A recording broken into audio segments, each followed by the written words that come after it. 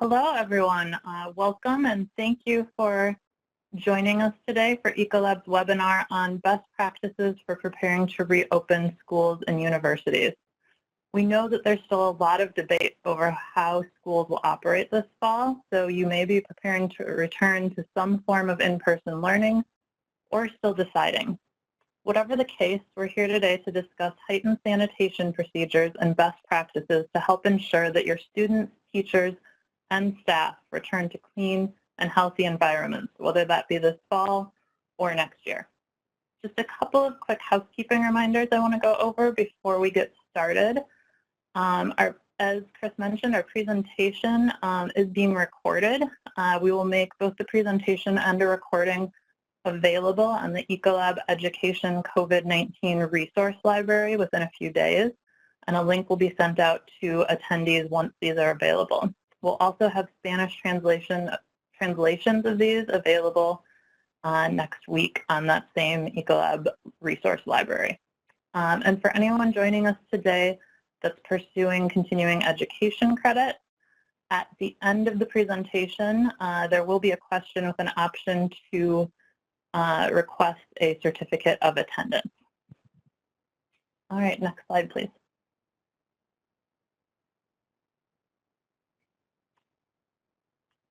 Great, so today I am pleased to introduce Tim Van Harn and Casey Struhler, who will be your presenters.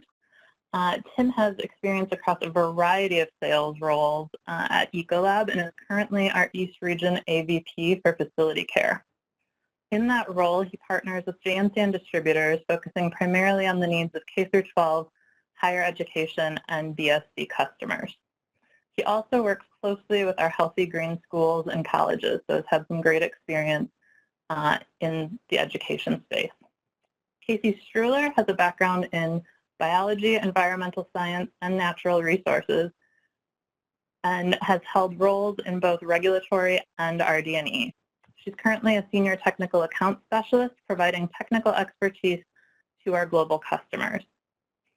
In this role, she's developed expertise in consulting with customers on recommendations to address COVID-19 and has led the development of many of our procedures that you'll see here today. So with that, I'll just quickly go over our agenda before I turn things over to Tim. So today, we're going to discuss how to prepare for resuming operations, ways to safeguard your faculty and staff, and best practices for enhanced cleaning and disinfection, as well as how to reassure your students and visitors in this rapidly changing environment. We'll end with some time for Q&A, so please remember to submit your questions using that question function where the chat bar normally is at any point along the way, and we'll have plenty of time to speak to those at the end. And with that, I will turn it over to Tim. Thank you very much, Alexis, and thank you everybody for getting on this webinar today. We're truly hoping that it is a benefit to everybody who's on this call. And without saying, goes without saying that student safety is obviously a very real concern, right? And while there are many different opinions on what this upcoming school year is going to look like, there are a few things that most all parents can agree on. In a recent nationwide poll of K-12 parents and guardians conducted by the CASA Public Strategy, it was found that 89% of parents are concerned about child's safe return to school in the fall. That's obvious, right? But the interesting piece to that is that 61% may even consider changing schools or school districts if their safety expectations are not met. So steps taken to address these expectations could ultimately end up impacting enrollment, but the caveat to that and the challenge is that the expectations from parent to parent and staff member to staff member are not all the same. There was one thing that almost everybody did agree on, and I say almost because it was 94% that were saying that requiring increased hand washing and sanitizing procedures is an absolute must, and it should be required. Next slide, please. So as you and your teams are working to respond to these concerns to create the safe and healthy environments, we know your needs and the demands placed on you are changing as well. That starts with shifts in class sizes and schedules, right? So to allow for more social distancing and cohorting, Different schools are considering many different models, from shifting hours of the day to shifting when the school year starts and to shifting spaces used, for instance, having lunch in a classroom, right, rather than a cafeteria. And this directly impacts your cleaning schedule, and it may impact the type of cleaning you need to do in different spaces as well. Next, enhanced health and hygiene measures. The focus has shifted from cleaning for appearance to cleaning for health. What I mean by that is, if it smells clean and looks clean, no longer is it considered clean. People want assurances that what was done, was actually correct, right? Dwell times, disinfecting, things of that nature. But this puts new demands on your team, and it may require additional training on disinfecting new areas and touch points as well. And most certainly, hand washing and sanitizing is also going to be at the front and center, and that may mean new dispensers in areas. It may be many more dispensers than you have right now to make sure we're keeping that demand full. Thirdly, visible safety and cleanliness. Just performing the proper hygiene procedures isn't going to be enough anymore.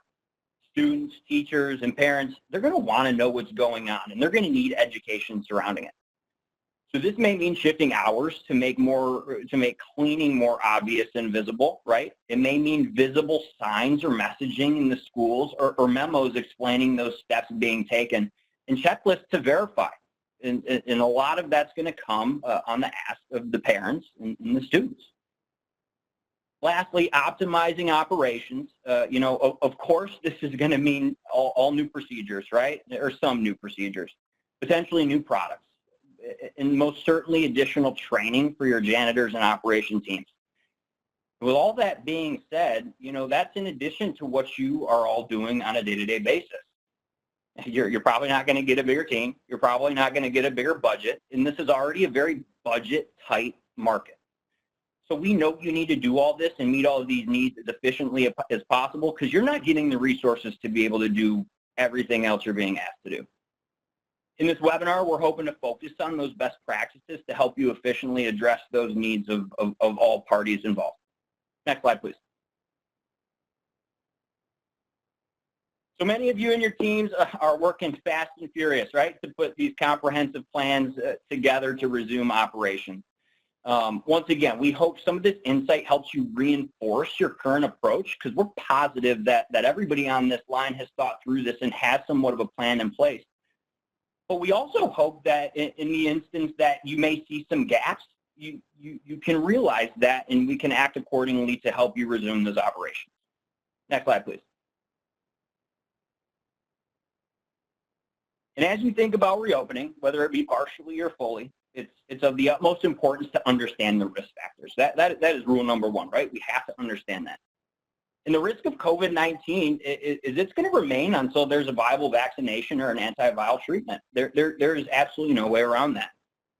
The virus is going to enter the operation via faculty, staff, students, visitors, even vendors like ourselves, right? And as you're likely all aware, the virus is transmitted between people through the virus-laden respiratory droplets or from contaminated environmental surfaces. Apologies. Next slide, please. Overall, a best practice to mitigate the risk of this COVID-19 virus is to implement enhanced hygiene.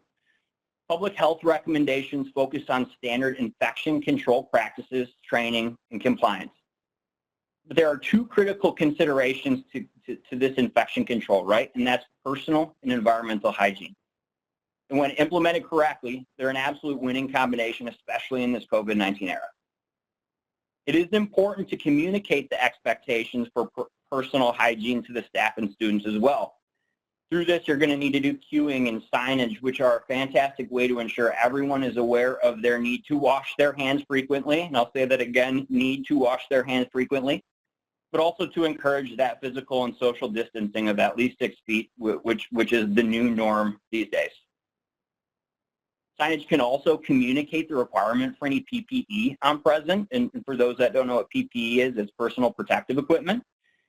For example, you may have a requirement that masks are to be worn in public areas, but how are people supposed to know that if they're not being told that? So we need to ensure that the signage and queuing is communicated properly. The second consideration, environmental hygiene, is equally as important as personal hygiene. And really what this is the focus on proper cleaning and disinfection of those high-touch surfaces and objects with an EPA-registered disinfectant approved for use against COVID-19. Once again, I'll say it again, an EPA-registered disinfectant approved for use against COVID-19. And Casey's going to get into that a little bit more, but it is extremely important that you're utilizing the correct chemistry to do this work. And before reopening, consider dedicating an entire shift to an extensive cleaning and disinfection to ensure that successful return to operation for both staff and students. There are so many touch points throughout your operation, a small list of what's on your screen right now, ranging from public areas like classrooms to kitchens. And some of the common examples across many of the areas includes tables, doorknobs, light switches, handles, etc. It's extremely important for us to understand those touch points so we know what we have to do to clean them, right? And in preparation for that reopening, it's of the utmost importance that we determine how often, number one, these surfaces are cleaned and disinfected, but number two, by whom. Next slide, please.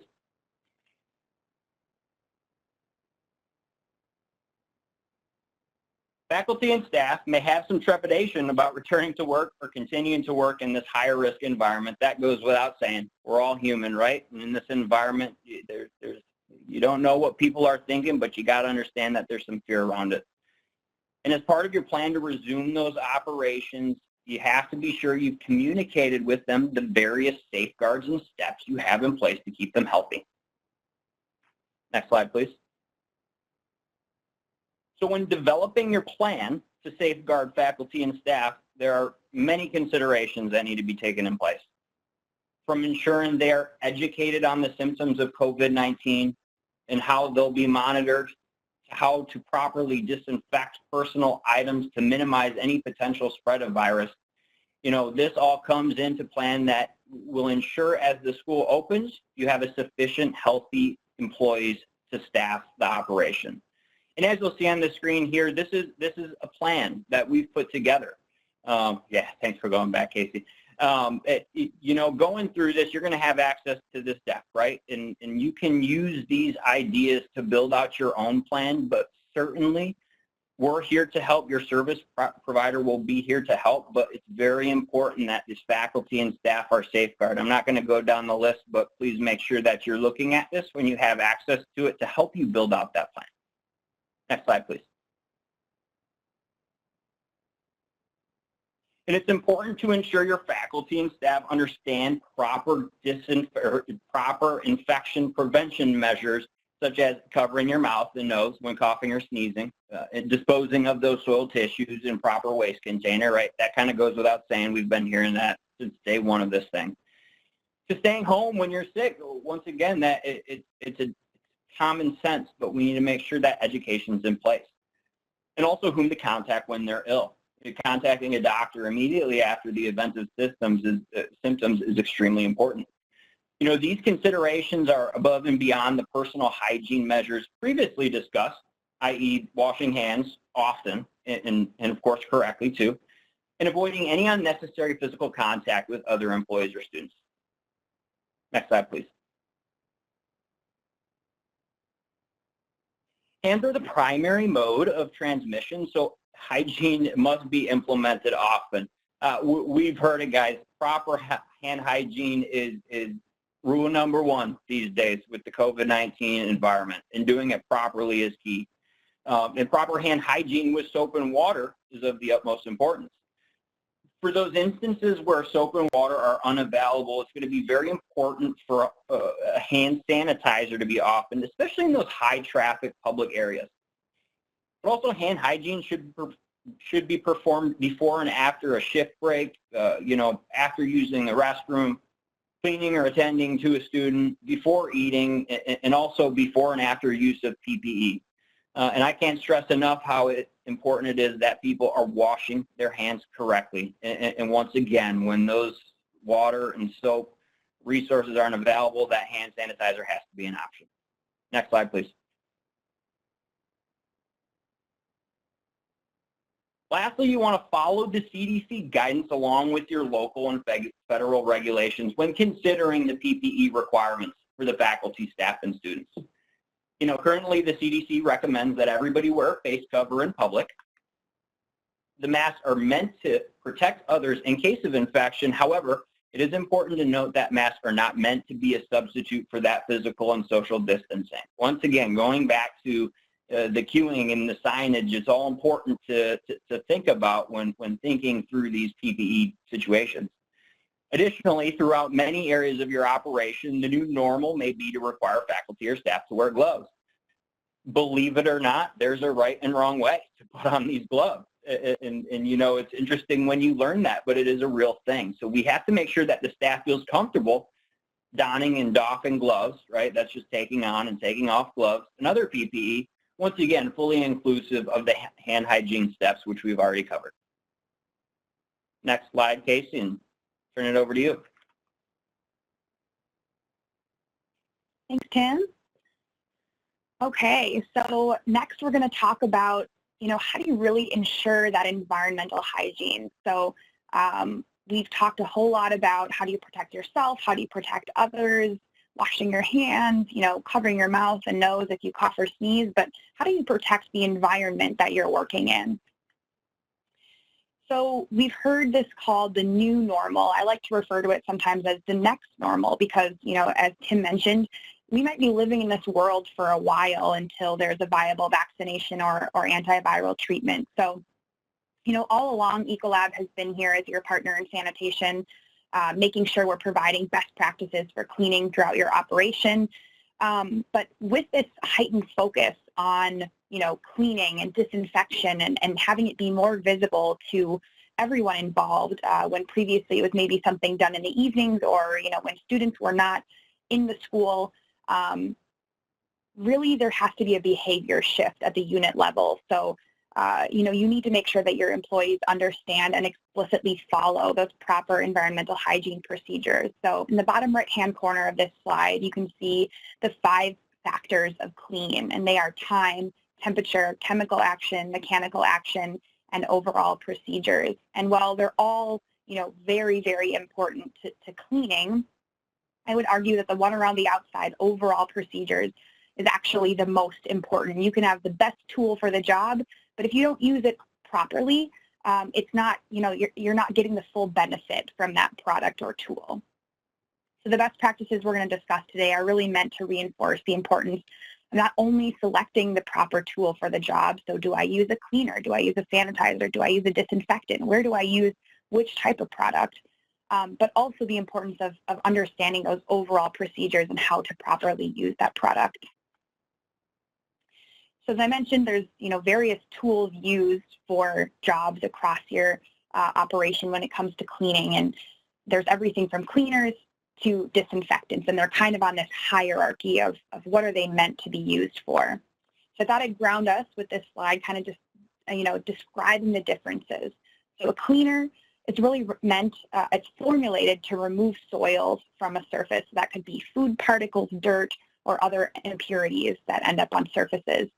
A sanitizer, does a little bit more than a cleaner in that it actually can kill bacteria that are on a surface. So it's meant to reduce the number of those bacteria on the surface quite significantly, but there may still be some that remain.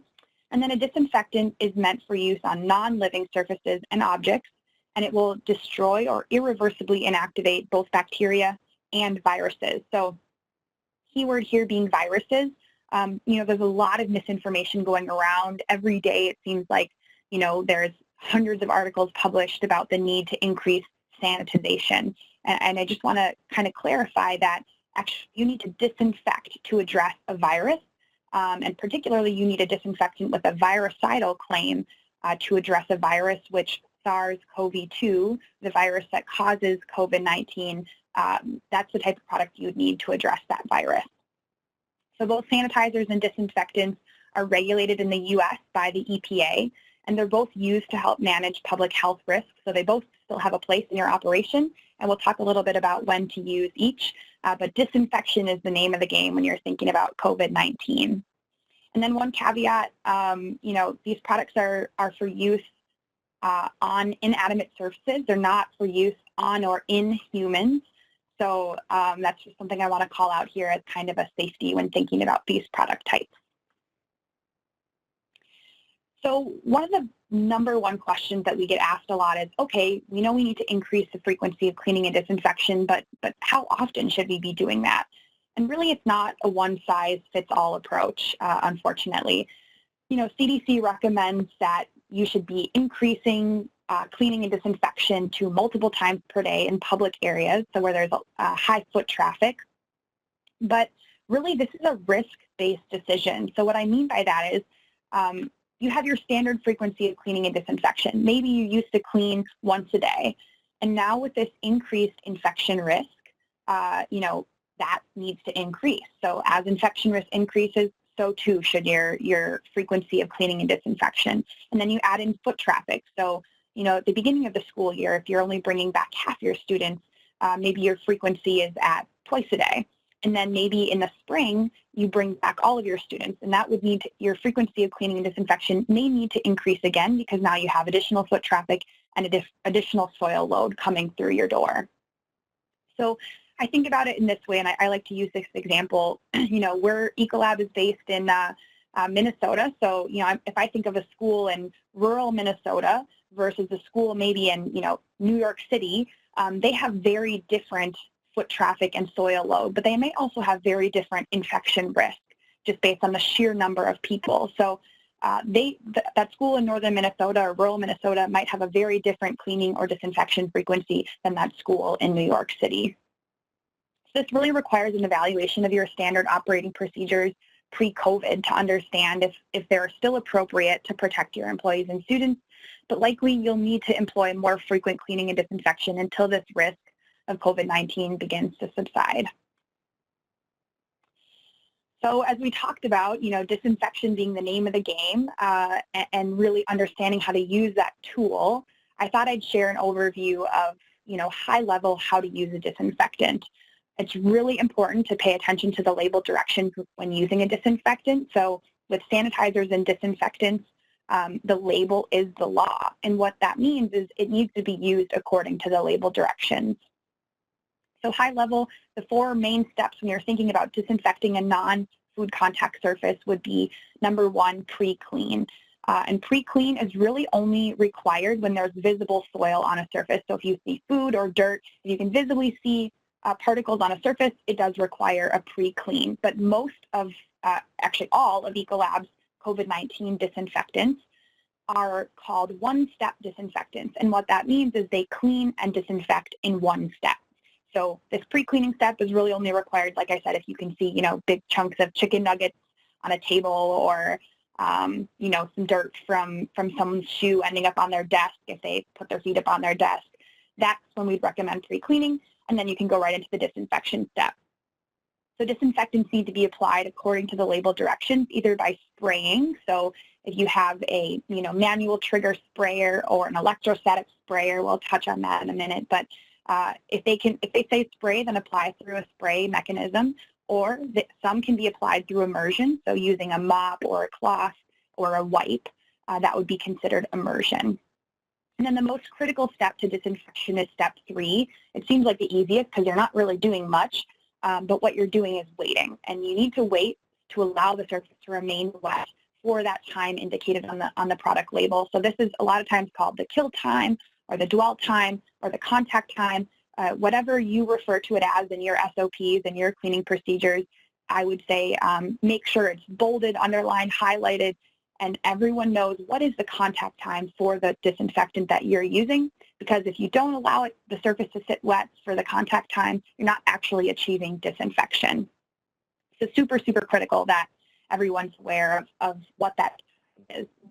Disinfectants range from 45 seconds all the way up to 10 minutes. So make sure that you know what product you're using and what your contact time is. And if you aren't sure, please do reach out to your Ecolab representative, and they will be more than happy to help you determine that. And then the final step is to wipe the surface or allow to air dry. And a lot of people say, oh, it saves time, let's just let everything air dry. And I would say, maybe every other time it's okay to allow it to air dry, but remember when we talked about a cleaner, removing soil from a surface. So over time, there's going to be dirt on your surfaces. There's going to be product left behind if you're letting it air dry. And so in order to actually clean a surface, it would be required to wipe that surface. All right, so this slide might actually look quite familiar, quite similar to the previous slide that we just talked through, but in the previous slide, we were focused on non-food contact surfaces, so surfaces where food isn't going to be touching them, and it's perfectly acceptable to use a disinfectant. So we're thinking about tools to use. On food contact surfaces, we might need a couple of tools to help us address any concerns around COVID, but also make sure that it's food safe. So again, you start with the pre-cleaning steps. Only use visibly soiled. You spray or wipe your disinfectant on, allow for that contact time, and then we get to step 4, and this is a really, really important step. In order to make sure that these surfaces are food contact appropriate, we need to rinse that surface with potable water and then sanitize that surface using your food contact sanitizer. That's usually going to be your product that you use in your third sink if you have a 3-compartment sink, or on any other food contact surfaces in the front of your house or in cafeteria areas, things like that. This is a really important distinction between these two processes we just showed, because many products are too strong at disinfectant levels to be considered appropriate for food contact. So in order to keep everyone safe and use the product according to the label, which is the law, this would be our recommendation for the best procedure. Your Ecolab representative, again, can help you identify which product you should use for disinfection and which product you should use for food contact sanitizing. So don't hesitate to reach out if you're unsure. So I kind of teased at this a little bit, that there's different application methods. And I know one of the most frequently asked questions right now, and something that's kind of come into an emerging market, is electrostatic spraying. So there are various ways to apply a product. Everything ranging from a manual trigger sprayer application, using a standard spray bottle, to pressure spraying using something similar to that. You might use this for traditional pesticides like a weed killer out in your garden, and then electrostatic spraying. So electrostatic sprayers are really gaining traction in many markets, including education, and that's for a number of very valid reasons. These devices apply an electric charge to the particles when they come out of the tip of the sprayer, and it makes them a little bit charged, and they kind of get attracted to other surfaces. So it's meant to minimize the amount of time that the product is kind of hanging out in the air, and more efficiently deliver it to the surface that you're trying to clean or disinfect. There's some special considerations if you're going to use an electrostatic sprayer or you're thinking about investing in them. You need to make sure that the internal components are compatible with the chemistry, and that the proper nozzle size is utilized, and that any PPE is worn that is required, and then making sure that surfaces are sprayed from a distance no greater than 2 feet. So again, we talked about the surface remaining wet for the contact time. If you're spraying from too far away, your surface might dry before you actually achieve disinfection, and that could happen with any of these application methods, but it's something to consider when you're thinking about electrostatic spraying in particular. So if you do plan on applying your chemistry using this method, make sure you contact your Ecolab representative for our list of recommended products, which is changing, as we have more approvals from EPA.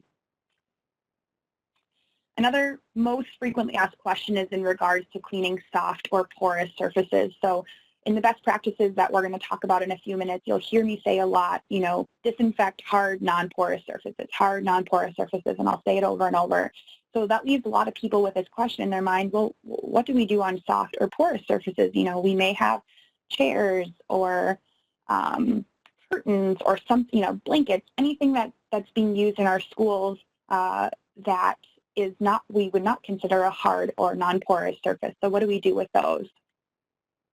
And really, the good news is that early research has demonstrated that the virus is only viable for about 24 hours on these soft surfaces. So that's the good news. And so with that in mind, CDC recommends that you handle soft surfaces in the following way. So first, remove any visible contamination if it's present. Again, if you can see a soil, remove that with your normal spot treatment. And then you can clean the surface using soap and water or a cleaner appropriate for use on these surfaces. So if it's carpet, we have cleaners that are meant for carpet or upholstery, things like that. Definitely contact your Ecolab rep and they can help you determine which cleaner you should be using. If you can launder the item, this would be the best way to handle these types of soft or porous surfaces, and we'll talk about laundry best practices closer to the end. But the process of laundering an item actually has quite a big effect on the virus, and so we want to make sure that if you can launder an item, that will be our best practice. That would be our recommendation. And as far as carpeted floors or rugs, you can continue to vacuum as usual. Some customers are investing in things like vacuums with HEPA filters. It's not a requirement, but it may be, that additional level of comfort knowing that you have that HEPA filter in your vacuum. And I would also say that maybe leave the vacuuming for when there's not people in the area, just in case any particles get kind of kicked up into the air. But otherwise, continue to vacuum as usual. All right. So without further ado, let's dive into some of those best environmental hygiene practices that we talked about that can be deployed as you begin to resume operations. So starting with public areas, disinfection really needs to be the most frequent in these public areas. So when people are, if it's a reception area where people are entering the school, you're going to have a lot more foot traffic in that area. So if we think back to that risk-based decision on cleaning and disinfection frequency, this is where you should be cleaning and disinfecting most frequently. Certainly, like I said earlier, CDC recommends that areas are disinfected multiple times per day at a minimum, but it's really going to be determined either, at the district level maybe, or maybe down to the unit level, school by school, deciding how frequently do we want to be cleaning and disinfecting in our public areas. So the focus here should be disinfection on high-touch, hard, non-porous surfaces. Again, ensuring that those treated surfaces remain wet for the proper contact time. So you guys will probably get sick of hearing me say that, but if you take one nugget out of this presentation, I think understanding proper contact time is one of the most important nuggets to take away. Disinfect surfaces between interactions. So, some of you may no longer allow parents to come in with their students when they drop them off, but if you do, the recommendation would be, disinfect that reception desk before the next parent and student walks up, just to really mitigate that risk of COVID-19. You could offer hand sanitizer for instances when hand soap and water are not readily available. So Tim talked about this earlier. Hand soap and water, washing your hands, something we've learned from the time we were itty-bitty, is the best practice all the way around. But for those instances when you can't find a sink or, the hand soap is too far away and on the other side of the building, hand sanitizer would be the best practice. And then you could use signage to encourage that physical distancing and use of any required personal protective equipment. So again, if you're going to require masks on site, having signage to remind people, hey, keep that physical distance, but also please be wearing your mask when you're inside of our school. So some other considerations, maybe unrelated to cleaning, in addition to signage hanging on the walls encouraging physical or social distancing and use of required PPE, you could also have markings on the floor. Many of you may have seen this at the grocery store or other places where it's more difficult to maintain that distance. They mark on the floor and remind you, hey, stand this far away from your neighbor as best you can as you're checking out at the grocery store. You could consider removing non-essential items and rearranging common areas to comply with social distancing. So if you have a lounge or a place where students typically gather, it might be difficult to keep them from gathering, but if you can separate the furniture enough that they can still maintain that social distance, that's a great way to encourage that 6-foot barrier between folks. And then for any areas used for recreating, so I'm thinking things like a pool, you should ensure that the water chemistry is within normal operating limits, that it's stabilized, the sand filters have been backflushed, and that any circulating water systems are operating.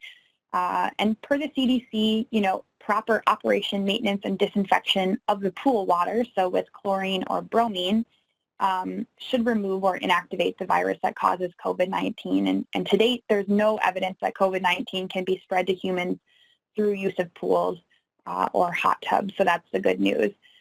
If you do choose to, reopen these recreating areas like a pool, the main consideration is just making sure that people can maintain that social distance when they're using the pool or the gym or whatever it may be to just, again, really mitigate that risk of COVID-19. So then thinking about food service, so a cafeteria or a dining area, making sure that your staff is trained on proper hand hygiene protocols. Obviously they of course need to be trained on what are the high touch non-food contact surfaces they need to be disinfecting, what PPE do they need to use. Tim talked earlier about how to properly don and doff or put on and take off gloves, masks, or any other PPE that you're going to require, really inclusive of that hand hygiene step. So it's important that they understand that, because, sometimes they haven't had to wear gloves. If it's the person who stands there and allows kids to go through the line and check out at lunchtime, maybe they haven't previously worn gloves in their role. And so just making sure they understand, how do I put these gloves on? How do I take them off to mitigate my own risk from anything I may have touched that was contaminated? You can minimize the items offered on tables. So if you, have menus on your tables or shared condiments that people can use at a table, making sure that those are kept to a minimum, just to reduce the number of things that have to be disinfected between users. And then also encouraging physical distancing. So again, spreading out those tables or, offering new places that people can eat if they're going to eat in their classroom, or open up new spaces where people can kind of socially distance themselves while they eat their meal. That's a great best practice. You could also consider the addition of an expanded grab-and-go offering. So if you typically serve a buffet-style dinner and you're not going to be offering that anymore, maybe you now offer, a bunch of grab-and-go sandwiches, salads, things that the students can come in, grab it, check out, and then leave and go find somewhere else to eat so they're not congregating. And then our pest elimination friends wanted us to remind you that eliminating any food debris really is the best way to prevent pest activity in these spaces. All right, in that same food service vein, if we think about the kitchen, so currently there's no evidence to support the transmission of COVID-19 associated with food or food packaging, which is really good news. And so the best practices for kitchens are really quite similar to what we've talked about previously. Disinfecting those high-touch, non-food contact surfaces, particularly in high-traffic areas. So if there's only a couple ovens that are shared between many staff, disinfecting that handle on the oven may be a great option. Making sure that hand washing stations and hand sanitizer are not only convenient, but also highly visible. So people are reminded when they walk past, hey, it's been, 15 minutes, I haven't washed my hands, maybe I should wash my hands. And we do offer, things like wall charts and guidance on how to properly wash your hands in case people are, rushing around in the midst of their day and need a good reminder, hey, don't forget those thumbs when you're washing. It is one common spot that people forget to include when they do that quick hand wash. Make sure your staff is trained again on that hand hygiene, use of PPE, and then what product and procedure do I use if it's a food contact versus non-food contact surface. So in the back of the kitchen, there's a lot more food contact surfaces, so making sure you're using the right product to address those. And then again, thoroughly cleaning your drains, eliminate any standing water or food debris and spilled garbage to prevent pest activity. Oops, my slides are jumping ahead. All right, so best practices for public restrooms. Make sure that hand soap is sufficiently stocked. I don't know about you, but it really bothers me when I go in a restroom and I pump the hand soap and nothing comes out. And you look around frantically like, there's no other option. So make sure that those stay stocked, that paper towels or hand dryers are available, that all those hard, non-porous surfaces are frequently disinfected throughout the day, especially things that maybe are easy to forget, like that stall door latch or the lock on the back of the stall door. That's a great high touch point that people touch often with dirty hands. It's a easy one to disinfect. Another best practice might be to consider posting that cleaning schedule in the open for public viewing. So if you have a restroom that maybe parents are using when they come in, or that it's used by visitors or vendors, it might be nice to have that cleaning schedule posted out in the open so that people see, hey, every hour they're coming in here and they're checking and addressing and making sure there's no concerns. It's a great way to reassure all the users of that public restroom that, you're paying attention to these heightened sanitation procedures. And then make sure you're employing a bathroom cleaner, disinfectant approved for use against COVID-19. So we do have a couple options, and that way all the surfaces in your restroom are being thought about when you think about COVID-19. All right, so I promised we'd talk about laundry, and here we are, we made it to laundry. So currently there's no evidence to support transmission of COVID-19 associated with linens, which is another great thing to know. When laundry is collected, make sure that it's collected with, paying attention to how much it's agitated to prevent any unintentional contact with skins or uniforms. You could consider bagging your dirty linen in the area it was removed and avoid leaning into the cart. So again, avoid that unintentional contact with your skin or with your uniform. Just prevents that cross-contamination.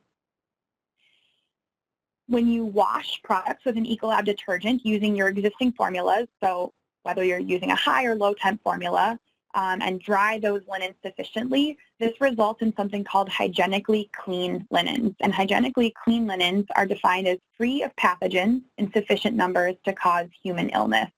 So I kind of touched on this earlier, but it's a good reminder that, even dirty linen from an ill person could be washed with other people's items. And once it's washed properly and dried, you come out with these hygienically clean linens.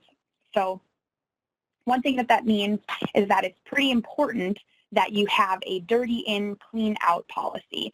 And basically, you need to ensure that carts that are used for dirty linens come in. They're only used for that purpose in either until they're properly disinfected or, always keep them for dirty linens and make sure they're labeled. And then you have your clean linen side of your operation where clean linens are folded, carts to tote the clean linens are kept separate from those dirty linen carts. And then disinfecting some of those high-touch areas. So, a laundry chute, if there's multiple floors in your school and laundry is collected on each floor, you disinfect the chute that it's being put down. The hampers or carts, like I mentioned, anything that's used for dirty linens should be disinfected.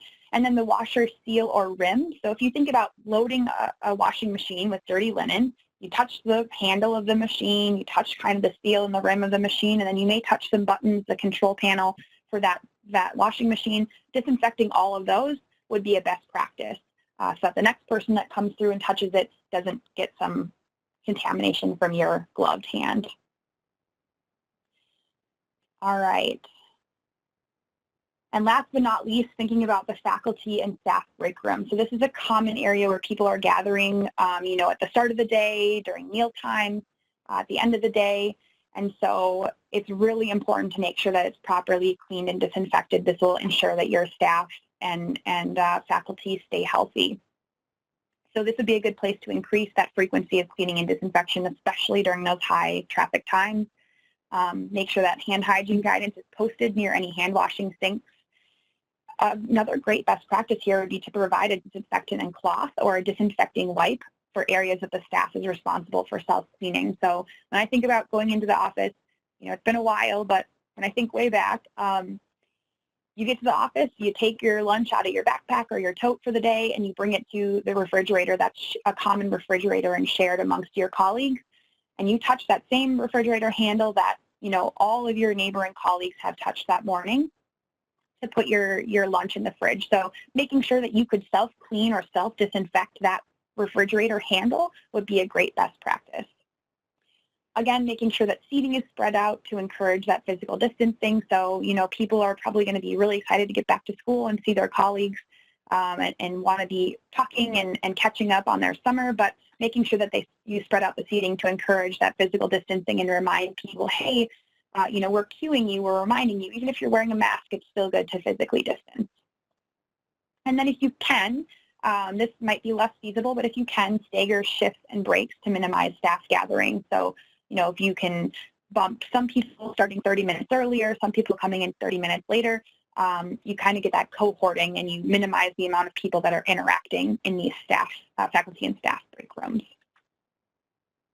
All right. So I wanted to talk about a couple assurance tactics that you can use for your staff, your students, your visitors, people that may be coming into your operation over the coming months. And these are really ways to just reassure them that, hey, we've thought through our approach, we have a plan, we're addressing, any concerns that we can possibly think about at this moment. So some of those ways might be to prepare a message for your employees to share with, any students or visitors upon arrival. Tim said it earlier, some parents may come in or call in and say, hey, what are you doing? What are you doing to address COVID-19? I want to know because, you know, if my student is going to stay at your school, I want to make sure that they're going to stay healthy. So having kind of a consistent message across your staff is a great option. You might increase the cleaning and disinfection frequency during high traffic periods to increase the visibility of these tasks. So you may have heard this called clean theater. And really all that means is, you know, if you used to do your cleaning in the evenings when no one was around, maybe now you flip that and you do it in the mornings and the afternoons when students are coming and going. And that way it makes them feel reassured, hey, if someone's here cleaning and disinfecting during the highest traffic periods of the day. Again, adding any signage or queuing so that your students, faculty, and staff are aware of the expectations in common areas. If your state doesn't currently have a mandate for mask wearing, maybe you have decided as a district or you know, at the unit level that you are going to require masks on site. Having a sign hanging saying that, reminding students, hey, you should be wearing your masks at all times in public areas would be a great way to reassure others that you're taking this seriously. And then finally, you could consider giving students or teachers or visitors the opportunity to provide feedback on the cleanliness of your operation. So the parent drops off their student and they happen to use the public restroom right there in the lobby, you know, and they notice something that they're, you know, it's out of soap. Maybe they can provide that feedback to you and that guidance to you about something that would make them feel better about keeping their student there or coming back to visit the next time.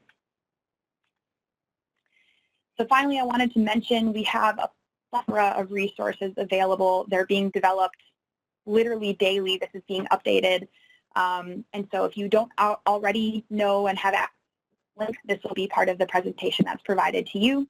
We have everything from information on the novel virus, guidance for, you know, schools and universities, cleaning procedures, checklists, employee training guides. So you may have a whole bunch of new employees coming through that need to be trained on these new procedures, or employees returning that have received no training on these new procedures. So we have some training guides for you as well. We have lots of videos for standard cleaning procedures, hand hygiene, that you can definitely use and plug into any training you're developing internally.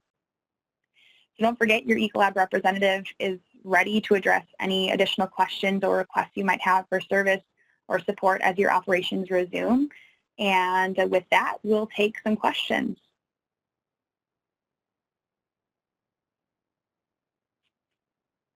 Great, thank you, Casey. As a reminder to the attendees, if you do have any questions, please feel free to type them into the Q&A section on the right-hand side of the presentation. We do have a couple that we can get to. Casey, I know you spoke a lot about the importance of disinfection.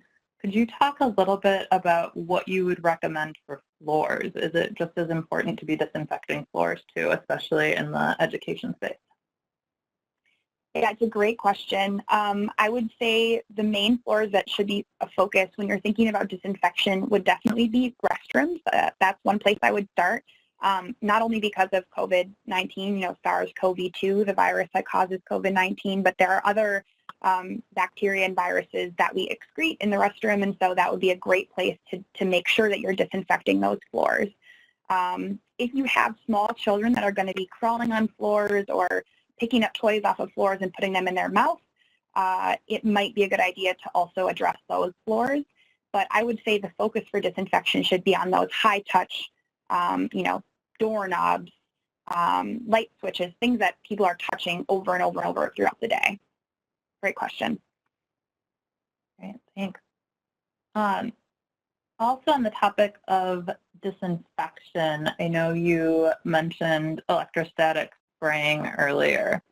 Are there any procedures that people should keep in mind for when they're using an electrostatic sprayer in order to do it as safely and efficiently as possible? Yeah, great question and very timely. We will have some new resources coming out next week, specifically around electrostatic. So it's a really hot topic, and we want to make sure that any customers are using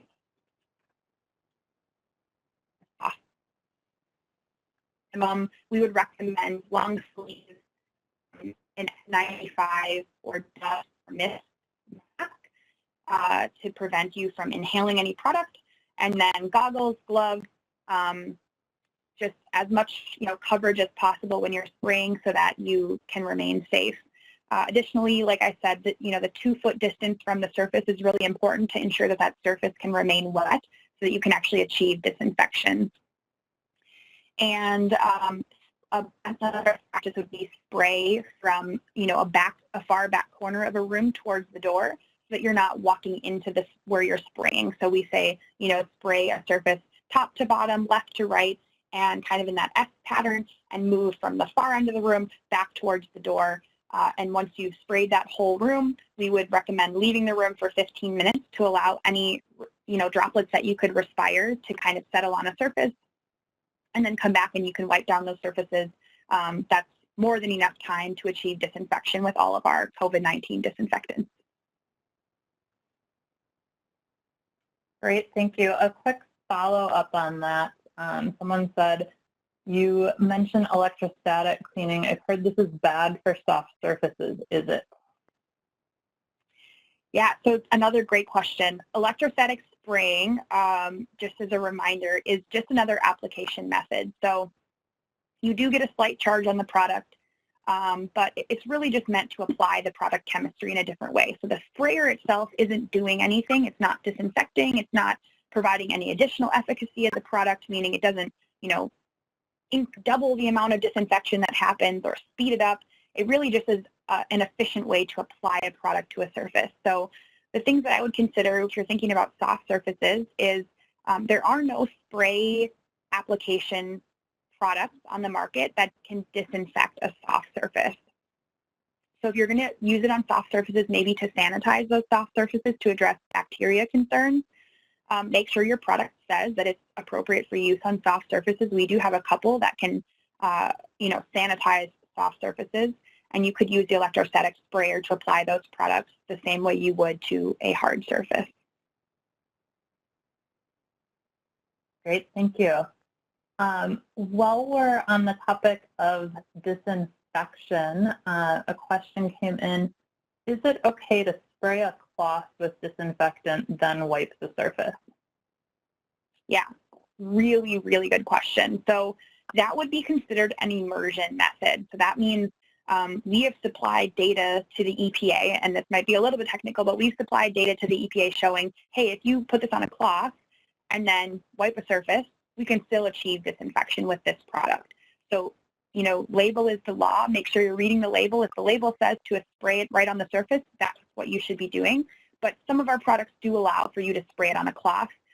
If you're, spraying a light switch or an elevator button, my recommendation would be to spray it on a cloth first and then wipe it. You still need to make sure that surface remains wet for the contact time, but to address any concerns around electronics, it would be a best practice to spray that cloth and then apply it.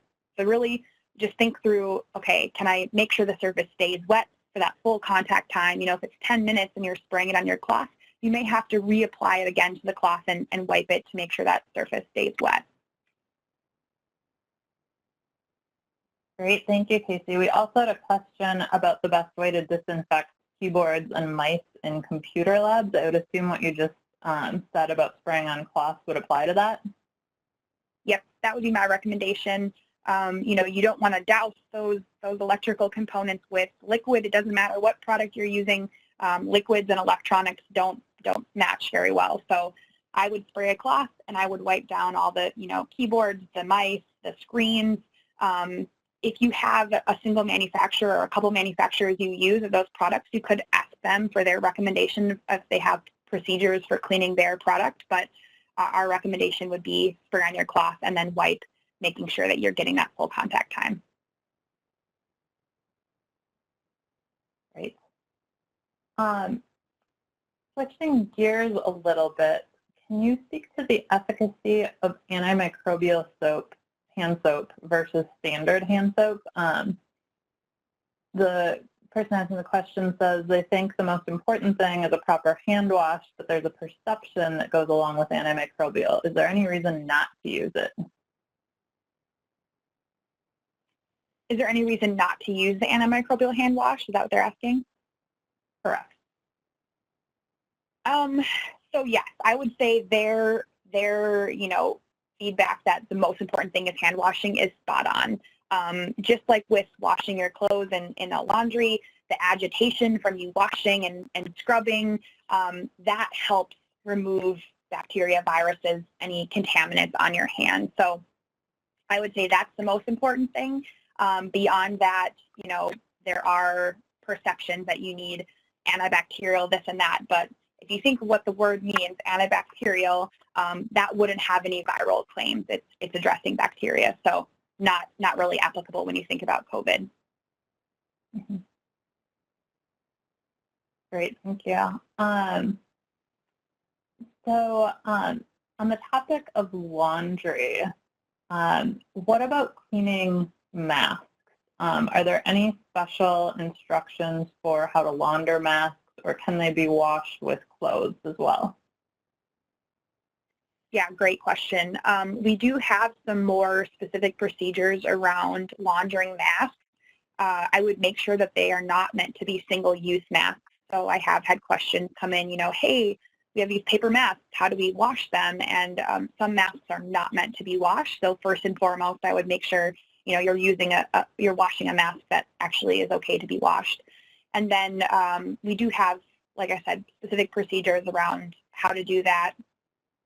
If your mask has, let's say you're out walking around or you're interacting with a student that is presumed COVID positive or later is confirmed COVID positive, and you're like, wow, I was with them, I was wearing my mask, maybe there's some viral particles on my mask that I want to wash off. That can be washed with your other laundry as long as the formula is the same. So I'll make sure that that resource is available to the attendees of this call so that they can have that on hand. Great. And then on a bit of a different topic that wasn't mentioned in the presentation earlier, what are your thoughts about using UV lights for disinfection? Yeah, another really, really great question. So what I'll say is this. The EPA, as I mentioned, regulates antimicrobial products, and they only really focus on liquid antimicrobials. So, these products you can spray or wipe on surfaces. A UV light would be considered a device, and that's not regulated at the federal level. It's regulated at the state level. So there's not a lot of consistency across the board when a company submits data. Maybe they have enough data to get it registered in Minnesota, but not in Illinois or not in New York. And so it's not consistent because there's not a lot of federal oversight. So I would say UV, it's used in hospitals, it's used in other places as a secondary mechanism for additional kind of coverage and mitigation against these viruses and bacteria. So that would be my recommendation. If you're going to invest in it, use it as a secondary method kind of to complement the chemistry that you're using on site. Great, thank you so much. Well, we are just about at time here, so I want to thank everyone again for the time, for attending, for the great questions and engagement. As a reminder, all of these resources are available out at ecolab.com/coronavirus-education on our resource libraries. We'll also be sending that link out as soon as the presentation and recording are available. So thank you all and have a great day.